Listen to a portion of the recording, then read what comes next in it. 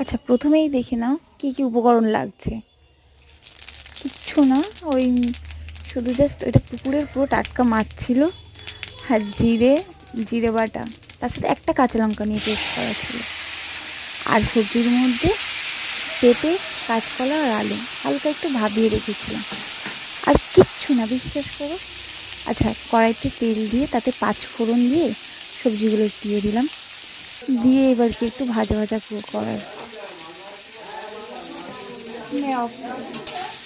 নুন দিয়ে সামান্য নেড়ে নিচ্ছি। এবার যে মশলাটা করা আছে, ওই জিরে আর কাঁচা লঙ্কা বাটা, তার সাথে একটু হলুদ মিক্স করে নিয়েছি। নিয়ে আর কিচ্ছু না, এবার মশলাটা দিয়ে দেব।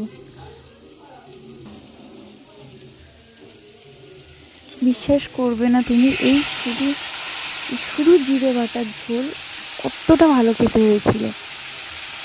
ভীষণ ভালো খেতে, আর শরীরের জন্য তো ভালোই। আর বিশেষ করে এরকম গরমের সময়, মানে যারা ডায়েট করে তাদের জন্যও, মানে তারাও প্রত্যেক দিন এই মাছ এইভাবে মাছের ঝোল রাখলে সত্যিই খুব ভালো হবে। আচ্ছা, ওই মশলা ধোয়ার জল একটুখানি মিক্সিতে ছিল, জল দিয়ে আর কড়াইতে দিয়েছি। দিয়ে এবার মশলাটা ভালো করে সবজির সাথে মিশিয়ে নিচ্ছি। যতক্ষণ না একটু মশলাটা গায়ে লেগে না যায়, একটুখানি 2 মিনিট ঢাকা দিয়ে রাখলাম। আর ঢাকা খুলে দেখো মশলাটা ভালোই সবজির সাথে গায়ে লেগে গেছে, মানে ভালো করে কষা হয়ে গেছে। এবার জল দিয়ে দেওয়ার পালা। এবার একটু জল দিয়ে দিলাম, পরিমাণ মতো, যতটা জল লাগে একটা ঝোলে। এটা একটু পাতলাই ঝোল করেছিলাম।